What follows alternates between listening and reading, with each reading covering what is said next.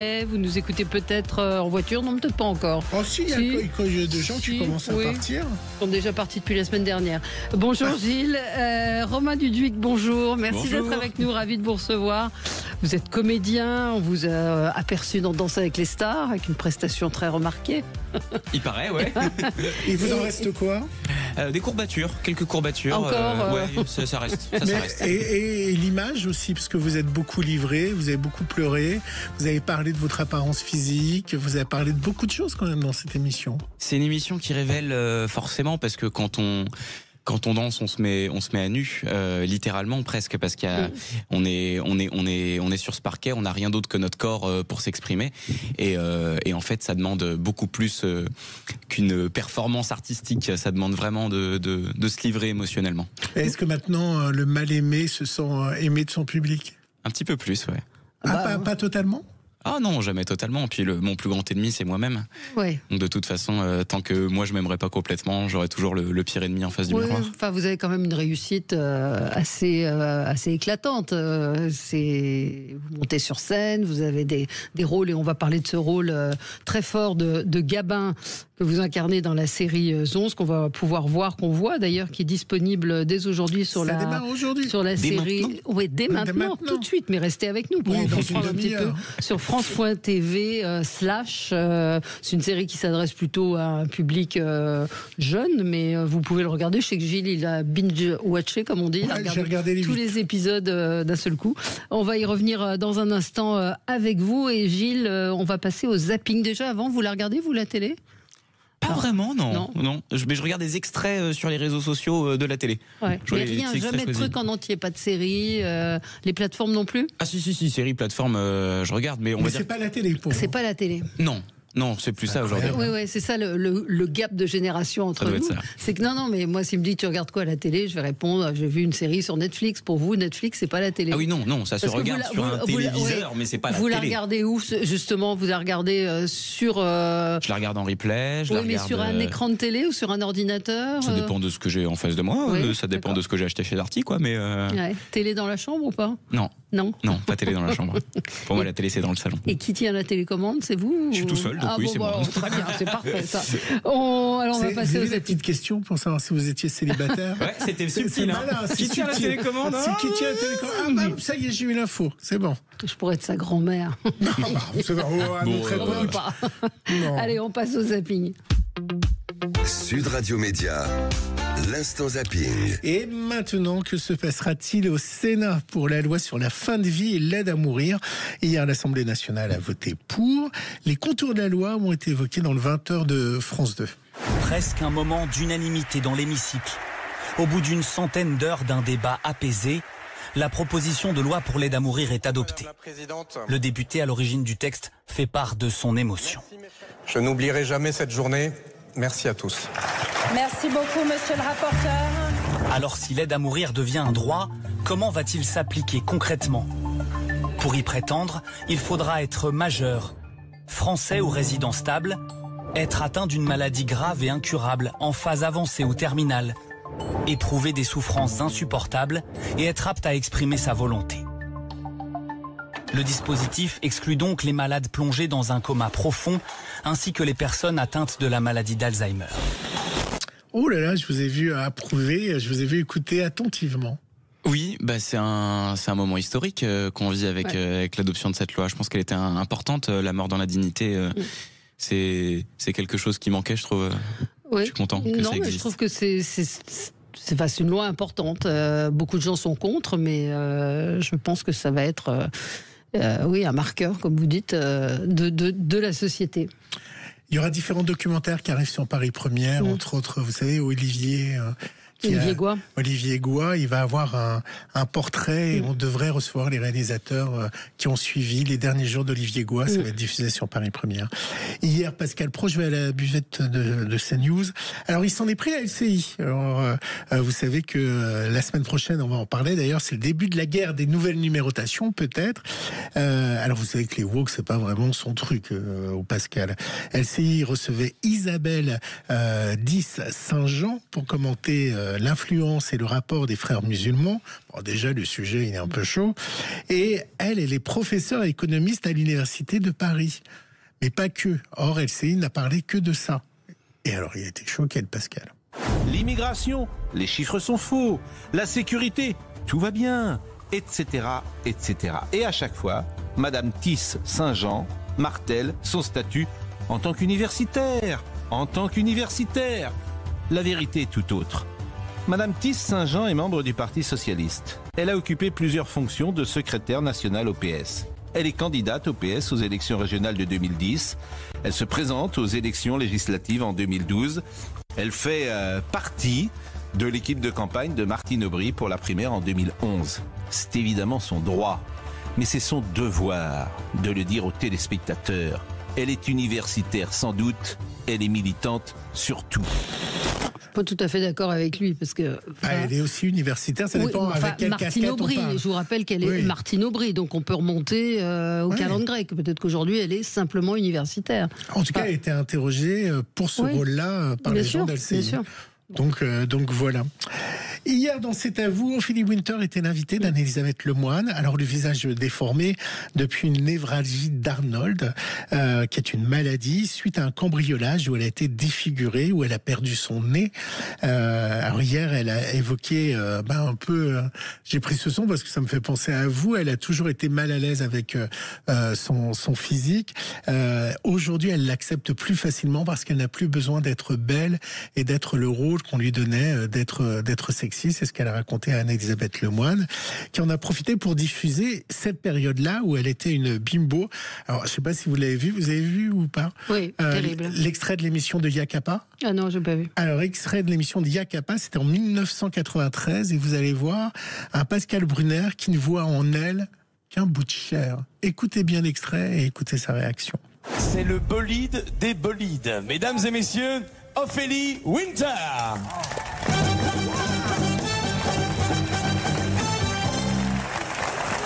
Oh, on est bien là, hein?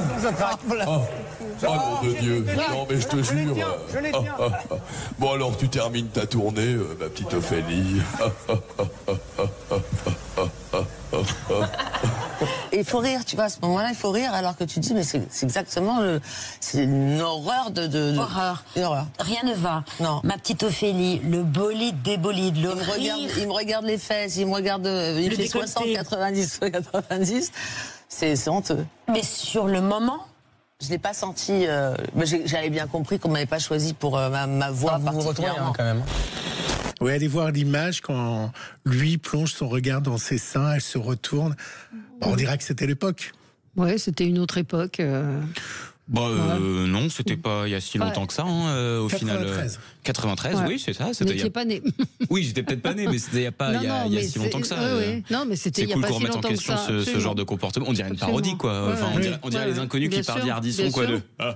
Ouais, c'est Jean-Pierre Mariel. C'est Mariel, ça? Il imite Jean-Pierre Mariel qui est comme si Jean-Pierre Mariel a la drague et la façon de Jean-Pierre Mariel. Oui, mais c'était un peu plus classe la façon de draguer Jean-Pierre Mariel. Le visage de Ophélie Winter est assez saisissant. Vous la connaissez, Ophélie Winter? Je crois que je l'ai croisée une fois, une avant-première, mais... Non, mais vous savez qui c'est? Oui, je sais qui c'est. C'est pas votre génération non plus. Je connais des choses qui ne sont pas de ma génération, figurez-vous. C'est vrai que vous avez... on a fait une émission ensemble et vous avez des goûts musicaux... Plutôt à l'ancienne. Donc Michel Berger. Je me souviens. Et France Gall. Ouais, ça c'est mes deux piliers musicaux. Vous attendez, vous dites dans un des sketchs que vous aimez les chanteurs morts et que vous attendez impatiemment celle de Renaud. Dit hors contexte comme ça, j'ai l'air horrible. Mais c'est vrai, pour pouvoir écouter Renaud, puisque vous écoutez que des chanteurs morts. Qu'est-ce que j'ai hâte d'écouter Renaud qu'il arrive enfin sur Nostalgie. Il y a déjà un peu, non? Oui, non, bien sûr, évidemment c'est une blague, j'attends la mort de personne. Bien sûr. Non, je précise. C'est dans votre sketch, j'ai dit que c'était dans votre sketch. C'est une vanne. Et Renaud est un monument. J'ai travaillé. Oui, je vois ça. Félicitations. Vous avez fait une pub pour Gucci? J'ai posé pour Gucci en tant que modèle, mais alors ça c'était en 2018, quasiment aussi vieux que l'interview d'Ophélie Winter. J'ai fait ça. Ils m'avaient engagé parce qu'ils avaient dit que j'avais un physique, je cite, atypique. C'est le truc où t'es engagé, t'es content, mais c'est une victoire au goût amer, quoi. Et donc j'avais des fringues, c'était le PIB du Gabon, et je défile à côté d'espèces de créatures avec des maquillages de dingue. C'est une expérience assez rigolote dans une vie. Qui a rapporté un peu de pépette, non? Un petit peu de sous? Non, en plus, non, parce que j'étais vraiment, à l'époque, c'était vraiment figurant de figurant. J'ai dû choper 150 balles, quoi. Oui, mais il n'y a pas beaucoup de gens qui peuvent dire j'ai été mannequin pour Gucci. Il n'y a pas beaucoup de gens qui peuvent dire ça, effectivement. Moi, je peux le dire. Exactement. Allez, on continue. Alors, Roman, vos succès proviennent en partie de TikTok. C'est là où vous êtes fait connaître. Vous avez combien d'abonnés actuellement? Sur TikTok, je crois qu'ils sont 3 millions maintenant. Non. 3 millions. 3 millions. C'est dingue. Ouais. C'est fou. C'est fou qu'il y ait autant de gens. Ah, mais ça fait pétiller vos yeux, 3 millions. Non, c'est. Elle va sur TikTok, regardez là. Elle va vérifier les chiffres, en vrai, 250 000, tu sais, les normes mythos. C'est ça. C'est 280 000. Non, j'ai pas TikTok. J'ai pas TikTok. Faut vous y mettre. Je vais m'y mettre un jour. Les réseaux sociaux qui se sont emparés, alors vous vous doutez de la gifle présidentielle, avec des détournements dans tous les sens, parfois même très créatifs. Il y a des choses très drôles. Il y a eu des affiches très très drôles. Et puis David Nimal, cet internaute qui a l'habitude d'utiliser l'IA. Donc vous allez reconnaître en l'ordre de passage Brigitte Macron, Emmanuel Macron, Jean-Luc Mélenchon, Éric Zemmour, Mathilde Panot et Jordan Bardella pour un sketch fait par l'IA, évidemment. Bon, écoute-moi bien, vilain. C'est la dernière fois que tu fais ça, t'as compris? Oh, ça va, putain. T'étais pas obligé de me foutre la honte devant tout le monde aussi. Je te conseille de mieux me parler, petit insolent. Sinon, tu vas dire bonjour à la petite sœur, ça va te faire tout drôle. Oh, la vache, quelle claque. Tu y as pas été de main morte, Brigitte. Ah, ça c'est clair. T'as réalisé le rêve de beaucoup de Français, tu sais? Comme d'hab, t'exagères tout, mon zème. Elle a juste fait une petite pichenette. Alors, je m'en suis pris plus d'une des pichenettes à l'école. Je peux te dire que ça a rien à voir. Arrête ton pipeau, Manu. T'as pris une calotte. Mais je savais pas qu'il y avait les caméras. On peut savoir ce que c'était le sujet de discorde. Moi, je pense que c'est qu'il a oublié de lui souhaiter la fête des mères dimanche. Mais ferme ta bouche, toi, vermine insoumise. Oh, ça va, t'as qu'à nous donner des indices aussi. Bah, je vais vous le dire, moi, ça va être simple. Il a voulu me mettre une olive. Quoi, c'est tout? Mais c'est rien, ça, c'est pour s'amuser. Franchement, qui ne fait pas ça entre potes, hein, Jordan? Ah, mais je te rejoins à 100%, Gabi. Rien de mieux pour se détendre avant un débat. Ah oui, il y a Gabriel Attal aussi. C'est fou, hein, l'intelligence artificielle. Ah, mais c'est terrifiant. C'est terrorisant de...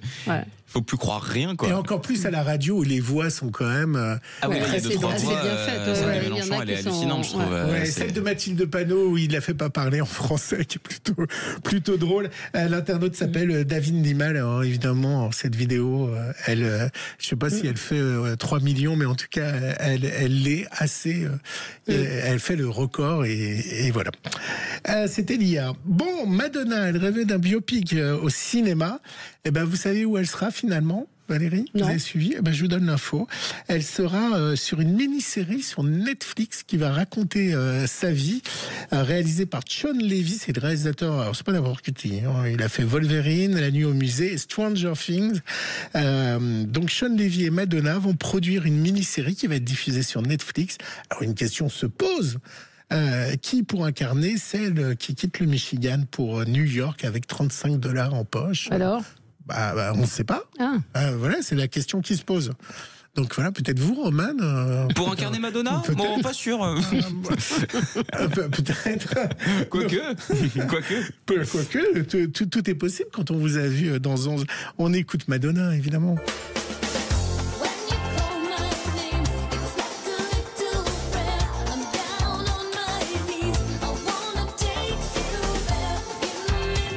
Il n'y a pas un anniversaire de la mort de Michael Jackson aussi ces jours-ci? Ah, c'est le 5 juin. C'est le 5 ou le 9 juin. C'est au mois de juin. Je vous le diffuserai le 25 juin. On se retrouve dans un instant avec Roman. On dit Roman ou Roman? On dit Roman. Roman. Mon info Madonna sur Netflix. Oui, c'est passionnant. Roman Doduy qui est avec nous et que vous pourrez voir, que vous pouvez voir dès à présent dans 11 sur incroyable Slash. Oui, incroyable, vraiment formidable. Et vous êtes un formidable comédien, vraiment. Je le dis en toute, même si je fais pas partie des 3 millions d'abonnés TikTok, mais je vous ai vu ailleurs et vous me faites beaucoup rire. À tout de suite. Sud Radio. Parlons vrai. Parlons vrai. Sud Radio. Parlons vrai. Sud Radio Média. L'invité du jour. L'invité du jour, c'est Roman Doduic qui est avec nous. C'est moi. Comédien, 3 millions d'abonnés sur TikTok. Vous êtes sur scène régulièrement, one man show. Vous avez commencé très jeune, hein, peut-être raconter à nos auditeurs qui vous découvriraient. Vous avez toujours eu cette passion du jeu. Ça a été une forme de refuge pour vous aussi dans une enfance où vous n'étiez pas forcément très très à l'aise avec vous-même. Je pense, ouais. Moi, j'ai très tôt en fait, j'ai voulu. On pouvait dire voulait faire son intéressant quoi, mais dès que j'ai pu, je me suis inscrit à un cours de théâtre. Moi, je suis rentré au conservatoire à 12 ans. Donc oui, jouer, monter sur scène, raconter des histoires, c'est vrai, littéralement ma vie quoi. Et ça l'était depuis tout petit en fait. Quand vous dites je voulais faire mon intéressant, vous étiez un enfant rigolo. Oh, je dirais plus casse-couille que rigolo. D'accord, oui, c'était pour être poli. Oui, mais c'est parlons vrai ici, non? Donc, parlons vrai, j'étais casse-couille. Et donc, votre succès, ça a commencé, comme le disait Gilles, sur les réseaux sociaux? C'est ça, c'est en 2020, c'est-à-dire que moi j'ai commencé à faire du stand-up, à monter sur scène en 2014, j'avais 15 ans. Ouais. Après, j'ai fait mon premier spectacle à 17 ans, et c'est seulement à 22 ans, pendant le confinement, que je commence à avoir un peu de succès, parce que je commence à faire des vidéos sur TikTok, et surprise de rencontrer à cet endroit-là, à ce moment-là, un coup du destin, une audience, un public qui me dit ah ouais, toi t'es marrant, t'aimes bien. Et qu'est-ce qui a plu, qu'est-ce qui fait à votre avis, qu'est-ce qui a été le carton pour vous justement au début? Est-ce qu'il y a une vidéo en particulier qui... J'avais fait une chanson avec ma mère en duo ukulélé qui avait quand même été la première vidéo où vraiment j'ai fait d'accord, ok, là c'est impressionnant quand tu recharges la page et que ça monte les vues, les likes, c'est une espèce de shot de dopamine, on ne s'en remet jamais. Ça fait comment le ukulélé? Ça fait comment ukulélé? Comment ça fait comment? Ça fait comment la chanson? La chanson, c'était donc un duo avec ma mère. Comment ça faisait déjà? T'es la meilleure des mamans, sur toi je peux toujours compter. T'es le pire des gamins, je vais te déshériter. Ah, j'aurais dû te congeler. Enfin, c'était très sympa. C'est drôle. Oui, je l'avais entendu. Très drôle, très très drôle. Depuis, vous êtes bankable et demandé pour un certain nombre de tournages. On va parler de Zonz, donc cette. Il faut parler de Zonz. Oui, il faut parler de Zonz. Bah oui, mais il faut qu'on explique un petit peu aussi le contexte et qui vous êtes, parce que vous êtes un des personnages. Enfin, il y a une bande de jeunes. D'abord, c'est une fiction qui s'adresse à un jeune public, un public d'adolescents, même si Gilles, encore une fois, moi j'ai regardé les 2 premiers épisodes. C'est à découvrir sur Slash. Ça se passe dans l'univers d'une prison pour jeunes adultes, pour ados. Pour mineurs. Pour mineurs, c'est vraiment ça se passe dans une prison pour mineurs. Ouais. Comment vous avez reçu le projet? Qu'est-ce qui vous a plu? Vous dites oui à tout ou... Direct. Non, Qu'est-ce pas du tout. qui vous a plu dans ce projet-là en particulier? En fait, c'est les 2 réalisatrices, Marine Maugrain-Le Gagneur et Marine Colomiès, qui m'ont contacté et qui m'ont proposé un déjeuner. Elles m'ont parlé de leur projet. Moi, j'ai été séduit tout de suite parce que c'était un sujet absolument jamais abordé, celui c'est vrai, des prisons pour mineurs. Je savais même pas que ça existait. Honnêtement, je pensais qu'on pouvait pas aller en prison. Dans la réalité, elles sont mixtes ou pas? Oui, c'est ça, c'est la question que je me suis posée aussi. Alors certains sont mixtes, c'est ce qu'on appelle donc dans les établissements pénitentiaires pour mineurs, il y a des établissements où on va dire les activités sont mixtes. Par contre, les cellules et les sanitaires, eux, ne le sont évidemment pas. Mais des établissements pour mineurs ou des quartiers pour mineurs mixtes, ça existe en France. Il y en a pas énormément. Vous y êtes allé voir ou pas? Vous êtes allé visiter une de ces prisons? Mais ça a été tourné à Clairvaux. Ah oui, la série. D'accord. Alors, oui, non, on n'est pas allé directement rencontrer des enfants qui étaient en prison pour mineurs. Par contre, effectivement, on a tourné. Vous avez tourné réellement dans une vraie prison. On a tourné donc à Clairvaux, ce qui est terrorisant parce que on a tourné dans les cellules que vous voyez dans cette série. C'est des vraies cellules. Et puis surtout, Clairvaux, c'est la prison. C'était la prison qui était désaffectée depuis seulement 1 an.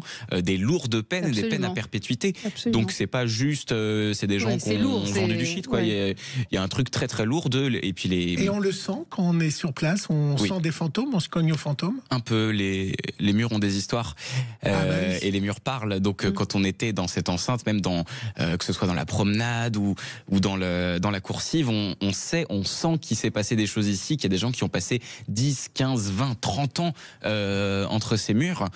Donc ça donne même une responsabilité sur les épaules d'essayer de raconter un bout de ce que peut être l'enfermement. Après, ce que je disais aussi moi pendant le tournage, c'est qu'on est peut-être ceux qui ont été le plus joyeux entre ces murs, parce qu'un tournage, surtout comme celui-ci, où on était plein de jeunes, où on s'amusait beaucoup, c'est quand même, je pense qu'on a fait un échange de bons procédés avec l'enceinte. Ils nous ont donné leur histoire, on leur a donné un peu de joie. Donc la série est très réussie parce qu'à la fois il y a du suspense, il y a un enjeu évidemment, et puis il y a des histoires intimes, et la vôtre en particulier, qui est où vous êtes un peu border, plus que border d'ailleurs, dans ce rôle qui vous ressemble au début. Vous êtes joyeux, vous faites des tours de magie, un peu brinzingue, et puis profonde dépression aussi. Donc c'est un personnage très, très lourd à interpréter. Enfin, complexe, pas lourd. En fait, moi, honnêtement, pour finir de répondre à votre question d'avant, moi, c'est ça qui m'a séduit au-delà de ce sujet qui était extraordinaire, et déjà l'envie de participer à un projet comme ça. C'est surtout le personnage de Gabin, moi, qui m'a séduit. Quand les réalisatrices m'ont appelé, m'ont dit on aimerait que tu sois Gabin, en tout cas on aimerait te parler de Gabin. Et Gabin, effectivement, c'est un personnage qui vit dans un désespoir immense, qui est totalement suicidaire, qui vit avec une culpabilité et une dépression monumentale, en plus d'avoir vraiment des troubles psychologiques très forts, et qui camoufle tout ça derrière beaucoup de joie, beaucoup d'humour, beaucoup de blagues, beaucoup de cabotinerie. Et je me suis dit, tiens, c'est marrant, c'est un peu moi. Je me suis senti très proche, en fait, de ce personnage-là. Il y a un côté Joker de Batman dans votre personnage. Ah, carrément. Vous n'avez pas trouvé, avec un grand sourire, mais derrière, en effet, des histoires très sombres, quand même. C'est vrai. Moi, j'étais plus sur peut-être Jim Carrey ou Robbie Williams, c'est-à-dire vraiment le clown triste, quoi. C'est ça que je suis allé chercher. Et alors, ce que je vous propose, Valérie, celui qui en parle le mieux, c'est pas la bande-annonce, c'est Roman lui-même sur son TikTok. Il en a profité, il a 3 millions. La série que j'ai tournée en prison va enfin sortir. Et j'ai trop hâte. Carrément, on est allé la présenter en avant-première au festival de Cannes Série. On s'est mis en mode giga beau gosse pour monter les marches. Là, regardez comment on est tous pas à l'aise. Et moi, je voulais qu'on prenne un peu pour Timothée Chalamet. Et je crois que j'ai réussi. Le lendemain, on a présenté la série pour la première fois à un vrai public. C'est juste ouf de voir sa toute petite gueule sur un aussi long écran. Et franchement, les gens ont l'air d'avoir surkiffé. C'était super émouvant. J'ai pleuré. Zonz, c'est l'histoire de 6 jeunes dans une prison pour mineurs qui vont essayer de s'échapper. La série sort le 28 mai sur France.tv et j'ai trop hâte que vous voyez ça. Allez, gamin. Retour en cellule. Oh, pas déjà. C'est mieux qu'une bande-annonce. C'est sur France.tv, parce que j'ai une auditrice qui me dit j'ai pas TikTok. Non, c'est pas sur TikTok. C'est pas sur TikTok. C'est une vraie vous l'avez sur le replay de France.tv. C'est une série en 8. Combien il y a 8 épisodes. Il y a 8 épisodes, et vous pouvez aller aussi sur Slash. Vous tapez Slash, et ça sera également sur Internet et sur YouTube. Alors, si vous allez de toute façon sur France.tv aujourd'hui, c'est sur la grande bannière. C'est affiché en grand, vous pouvez pas le louper. C'est la série. C'est la série événement. Voilà. On se retrouve dans un tout petit instant avec vous, Roman Doduic, pardon. Doduic, t'y arrives toujours pas, hein, non, j'y arrive pas. C'est mal dormi. Roman. Oui, Roman. À tout de suite. Le 10h midi, Sud Radio Média. Valérie Expert, Gilles Gansman, Supplément Média. Le supplément média, toujours avec Roman Doduic. Bravo. Voilà. Il aura juste fallu 30 minutes. Voilà, mais on y arrive. Roman Doduic. Toujours pas. Doduic. Pourquoi je dis quoi, Doduic? Doduic, c'est ça. Roman, il a 3 millions d'abonnés sur TikTok, rendez-vous compte. On vous retrouve dans la série qu'on peut voir à partir d'aujourd'hui sur France Télévisions, France.tv et sur Slash. Zonz, c'est une série qui raconte l'histoire de jeunes qui sont dans une prison pour mineurs et qui vont fomenter un plan pour s'évader. Néanmoins, même s'il y a du suspense, ce qui est intéressant, c'est la personnalité de tous ces jeunes. On peut citer Mona Claude qui joue le rôle d'Alice, qui est assez épatante. Il y a Adem Benosman qui joue Hassine Bilal Chegrani. Kylian, c'est mon chouchou. Ouais, moi j'aime beaucoup aussi Nelly Yann, Mohamed Sissé, sont des jeunes comédiens ou ils ont comment ça s'est ils avaient tous un passé de comédien, vous savez pas? Certains oui, certains non. Raoul Denez, il a fait pas mal de films. Oui, puis il est dans la classe libre du cours Florent, je crois. Oui. Et je l'ai vu sur scène aussi récemment. Il y a aussi In Face qu'on peut citer, qui est absolument extraordinaire dans ce personnage de Rim, qui est incroyable dans cette série. Je crois qu'on vient tous d'univers assez différents. Nelly Gann avait fait 2 séries avant ça, 1 ou 2 séries avant ça. Moi, c'est mon premier projet. Adem, je crois que c'est son premier projet aussi. Mona, pour le coup, elle avait fait une série. Donc, on reste de toute façon des jeunes comédiens. Je crois que c'est Bilal qui a le bagage le plus lourd parce qu'il a déjà fait 48 films, 643 séries. Il en était à son 13e festival de Cannes. Enfin bon, lui, c'est notre daron à tous. Mais c'est le plus fort parce que c'est marrant parce que Bilal, je vais vous raconter un truc. Il a une grande expérience de comédien. Donc moi, j'attendais beaucoup d'apprendre de lui pendant ce tournage. Et puis, on habitait ensemble pendant le tournage. On avait des chalets et on se retrouvait tous les soirs dans le chalet. Puis on mangeait ensemble, on regardait des films. C'était super sympa. Et Bilal, au bout d'une semaine de tournage, il nous dit: les gars, je vais vous dire le secret, le truc que j'ai retenu en tournant 15 films. Alors nous, on est tous là, les yeux grands ouverts avec les oreilles comme ça. Dis-nous, Bilal, quelle est cette information? Qu'est-ce qu'on doit savoir? Tous les jours, faut voler les chaussettes. Faut voler les chaussettes parce qu'ils nous donnent des chaussettes. Et moi, j'ai pas payé une seule paire de chaussettes depuis que j'ai commencé ma carrière. Et merde. C'est peut-être ça le succès. C'est ça le succès. Le secret du succès, c'est le vol de chaussettes. Et le lendemain, on a tous pété des chaussettes à la costumière qui était folle de rage. Est-ce que c'est compliqué de s'adresser aux jeunes, puisque vous avez été connu pour ça aussi? Est-ce que c'est compliqué de s'adresser aux jeunes à notre époque qui regardent plus la télé, qui regardent comme vous les plateformes? Les plateformes, les réseaux sociaux, il y a une tas de façons de s'adresser aux jeunes comme aux autres générations d'ailleurs. Aujourd'hui, je pense que sur les réseaux, sur les plateformes, il y a absolument tout type de public, tout type d'audience. Après, la question, c'est comment est-ce qu'on leur parle. Et moi, je pense que vous avez une bonne baseline, parlons vrai. Et je pense que c'est ça aujourd'hui qui passionne, qui intéresse. Moi, quand j'ai démarré sur TikTok, c'est aussi ce que je me suis dit en me disant, bon, je vais m'adresser à des... surtout à l'époque sur TikTok, c'était vraiment un public adolescent. Moi, j'ai décidé de pas mettre de tabou et de pas les prendre pour des gamins. Je pense que c'est ce que fait aussi cette série. Zonz, elle traite avec même avec beaucoup de bienveillance et tout ça avec de la narration aussi, mais elle traite quand même de vrais sujets, de sujets graves, de l'incarcération pour mineurs, la santé mentale, le suicide, la drogue, puisque vous êtes tous, vous êtes accros à vos pilules, certains sont accros à d'autres choses. On voit aussi les téléphones qui circulent, on voit également le shit qui circule, et puis les rapports de force entre jeunes. Il y a tout ça quand même dans la série. Ouais. Et puis des enfants qui ont été abîmés, qui ont eu des parcours de vie pas forcément faciles. C'est ça aussi qui est intéressant. Moi, j'ai trouvé dans cette série, c'est le portrait qui est très bien fait de chacun des individus qui est différent. En même temps, on voit la fêlure qu'il y a au fond d'eux. Et ça, c'est un sujet qui, j'imagine, vous touche. Vous êtes parrain de l'association e-enfance, c'est ça? Oui. Et justement, pour mettre en garde contre le harcèlement, la maltraitance des enfants.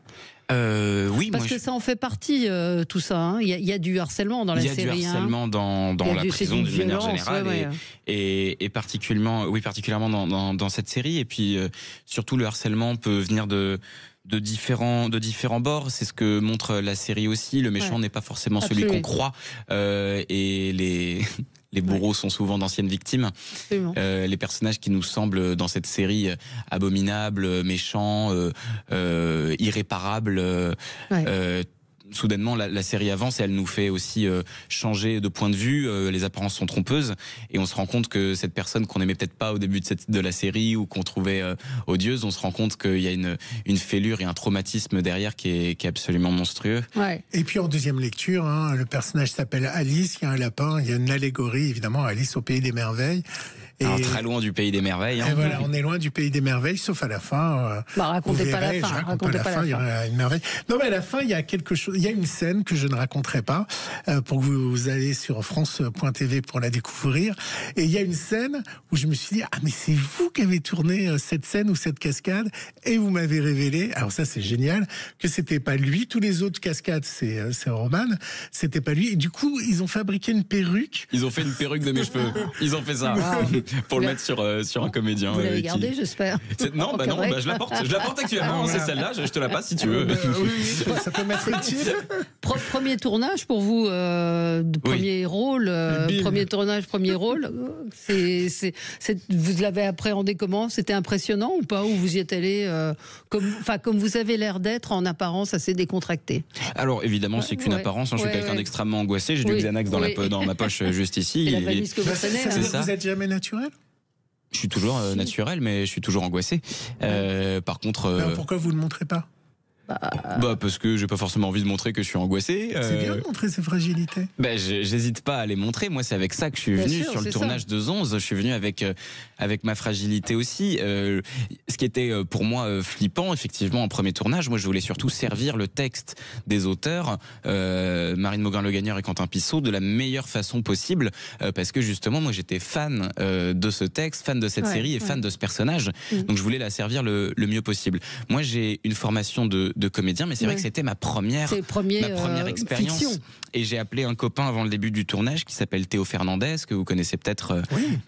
Qui jouait dans la fameuse série des Tuches. Il est dans les Tuches, c'est lui qui fait Donald, il est dans Stalk, et je l'ai appelé avant le début du tournage, je lui ai dit mec, je suis hyper flippé parce qu'il y a des scènes, je sais absolument pas comment les jouer. Et il me dit panique pas, t'as qu'à juste pas les jouer. Je fais c'est-à-dire, il me dit le joue pas, juste vis-le. Et c'est comme ça que j'ai un peu appréhendé ce tournage. Et donc, ce que vous allez voir à l'écran dans cette série, c'est parfois des choses qui ont été très dures à tourner pour moi, parce que pendant les scènes de crise d'angoisse, je fais vraiment une crise d'angoisse.